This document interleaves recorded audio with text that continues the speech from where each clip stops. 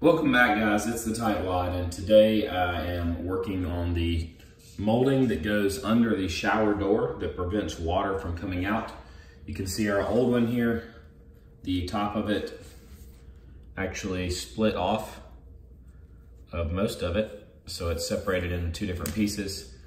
This piece is shaped like a T with a long flat piece, about 3/4 inches on mine, and then a top piece that's perpendicular to it. It slides into a slot on the shower door.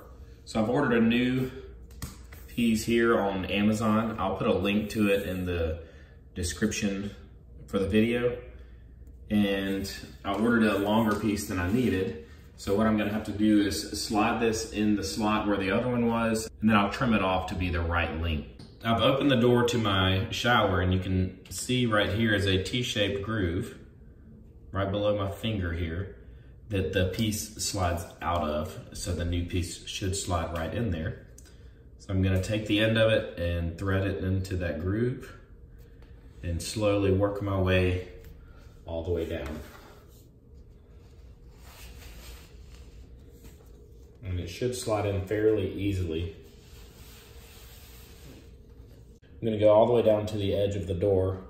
And now I'm gonna just take a pair of scissors and cut off my excess here that I don't need. So I'm gonna pull it out just a little bit and trim it with my scissors. And I'll push it back into place. And it should just be that simple. When I close the door, you see that the groove below it is now sealed and water should not splash out while you're taking a shower. If you found this video helpful, give it a thumbs up and subscribe to my channel. Click the notifications bell so that you get notified whenever I post a new video. If you have any questions, post them in the comments section below. I hope you guys have a great day.